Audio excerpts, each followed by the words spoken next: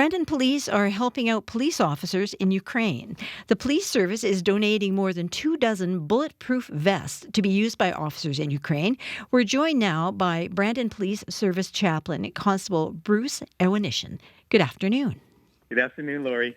Bruce, could you describe these vests? Yes, they are ballistic protective vests, known as soft body armor, and they have been what I would term, say, gently worn by our police officers with the Brandon Police Service over the past 5 years. So when you say gently worn, kind of hard to imagine with a police vest, what do you mean exactly?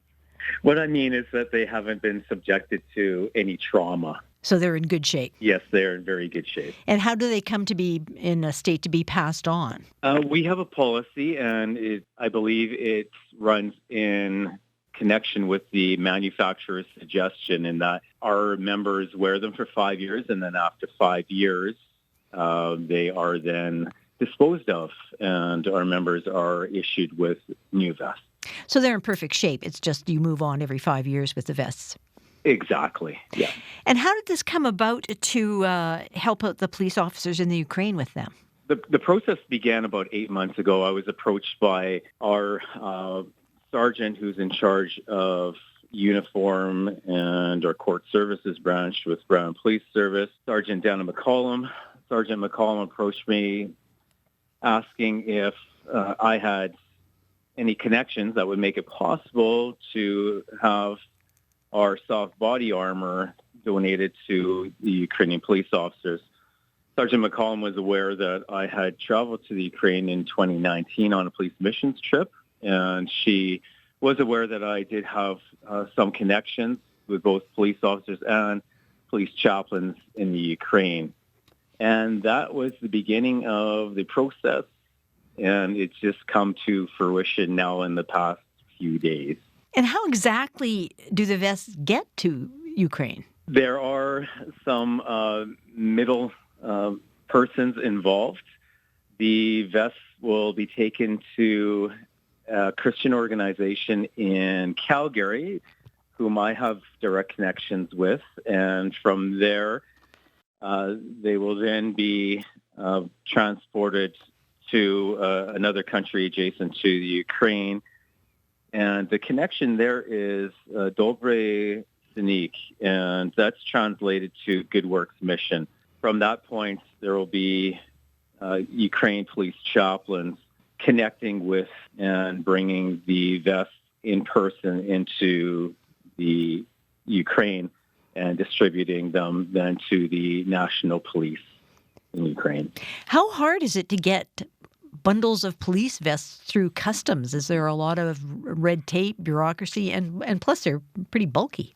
How does that work? Yeah. Yes, there's definitely weight to them. I believe the packages are weighing close to 200 pounds. And part of the process has been making sure that we are doing everything in accordance with regulations, which meant that our chief of police, Wayne Balkin, had to make several phone calls from our end to make sure that the province of Manitoba and other jurisdictions were fine with us making this donation to the police officers in Ukraine. Now, you mentioned you spent time in Ukraine getting to know police chaplains there. What was that experience like? It was an amazing experience, and I hope to do it again. I have been asked to return to Ukraine. I was invited to go to Ukraine as part of a police missions trip back in 2019 in July, and there was a threefold purpose in the mission, and part of it was to provide instruction to future police chaplains in Kyiv at the Ukrainian Academy of Chaplains for law enforcement agencies.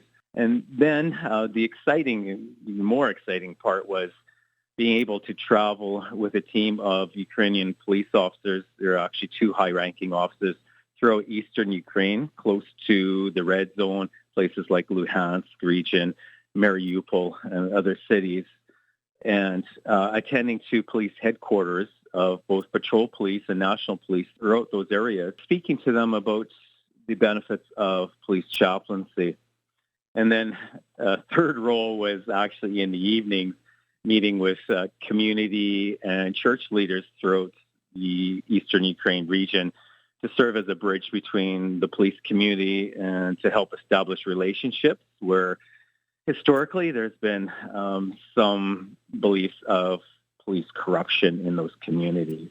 I've been able to stay connected through Zoom. I've been still engaged and providing presentations to the future police chaplains in Ukraine. So it was basically tapping into that connection so that we would have boots on the ground to deliver the vests to actual police officers in Ukraine.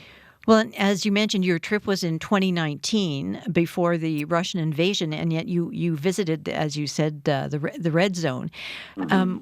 How are you feeling about that now with your connections? When I'm seeing the photos from the officers and the chaplains regarding the devastation that's going on in Ukraine, it's heartbreaking. It really is, Lori.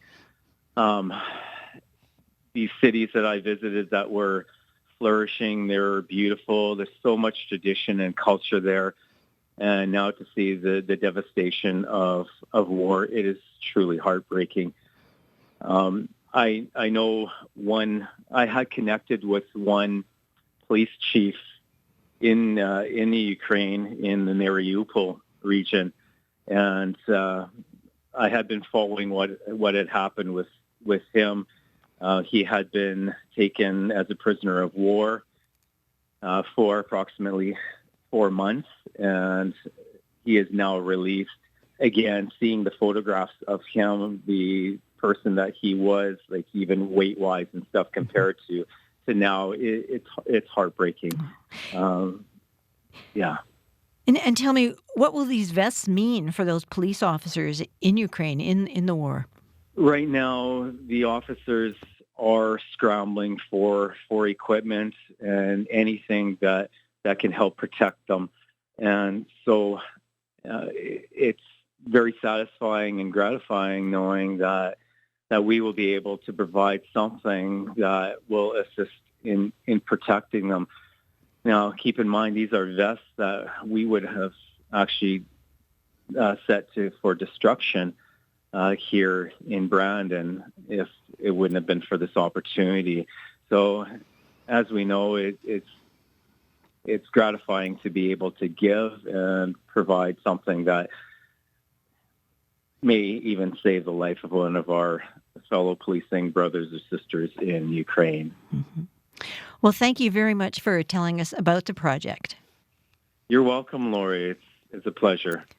That's Brandon Police Service Chaplain, Constable Bruce Ewanyshyn.